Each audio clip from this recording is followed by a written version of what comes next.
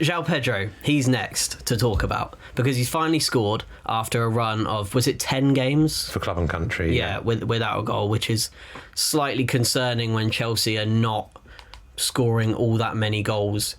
They have had goals coming from all around the team, Moises Caicedo being one of them who's stepped up to smash them in from range, Enzo Fernandez as well, but it has been a bit of a concern, the lack of goals that their forward central strikers are scoring. Obviously Delap's been out, Joao Pedro's been stepping up, sometimes it's been Tyreek George in there, and he's finally got a goal. We said last week his goals for Brighton tend to come in patches or in runs, and then he goes on kind of a barren run, and Maresca said he prefers to play him probably a bit further back in that kind of number 10 position, but obviously Cole Palmer, when he's fit, will take up that role.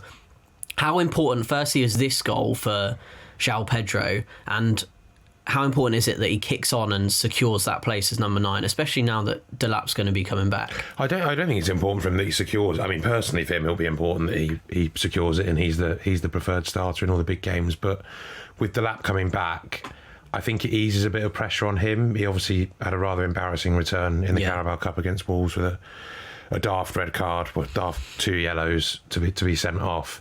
I think for Pedro, it was a well taken goal. It's important that he's got the goal, and we stop talking about that now. He looked really up for the fight all the way through. He was played leading the line. He had Enzo Fernandez behind him, and against what has become a good Tottenham defence, he was really, barging into challenges, shoving defenders off, and they're a big back line Tottenham have got, and he was really up for the scrap with them, which is a good sign because, especially against Sunderland, he just looked anonymous in some games recently. He's drifted from the game and not been able to get involved, and comparing him to the other end with Randall Kolo Muani, who you forgot was on the pitch at times, that was an encouraging sign. I think obviously it's good for Maresca that he will have a player that is scoring, and as he looks to bring Delap in, Delap's not scored a Premier League goal for Chelsea yet, so you don't want that sort of pressure on a young player coming back from injury, having had what he's had happen with the sending off when he did come back. If you're suddenly relying on him very heavily, not an ideal situation to be coming back into the team. Whereas if Pedro is, chin up and up for it, if he maybe gets a goal against Carabao, whether he starts or not, and with that, but again, you laugh, but if he can go there and take advantage of playing a small team and score give him 2, a bit of confidence, give him a bit of confidence going into the Wolves game. And if it does come in a cluster, then fantastic, and you've got the time to ease Delap in before that scoring streak runs out. So a much better place to be in than a week ago. Yeah. He, like you mentioned, I was actually really impressed by his kind of physicality against that Spurs defence. Actually reminded me a bit of this man, if you can see him on my T-shirt in there.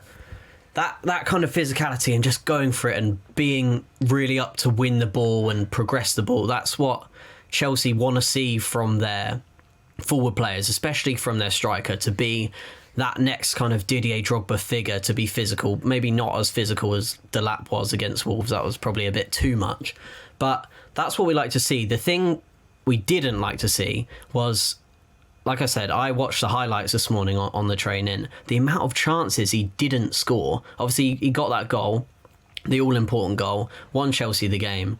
But from what I was watching, he could have had like 4 or 5 probably by the end of the game. I'm not sure it was quite that much. Vicario did make a good save from him, and I think that will be maybe the one concern that Maresca had, because Tottenham are good defensively, but the chances that Chelsea didn't create too many chances, but the chances they did create were good enough to have a wider cushion, especially the ones later on. And I think what would be more concerning is if he wasn't getting those chances. He's converted one, which will help his confidence. I think if you weren't getting those openings at all, you'd be in a far worse place. Managers will always say that. And it's good that we're not getting too carried away. I think if he'd managed to score 3 or 4, we'd be comparing him with someone like Didier Drogba. Yeah. So it's I'd be sat here. He's the next Drogba. Chelsea are back. Which you definitely haven't done in the last 30 seconds. They were. I think that it was a good day for Chelsea. I think that would have been one of the bigger concerns, that they didn't manage to make it more comfortable and have another one of those very, very good away days at Tottenham.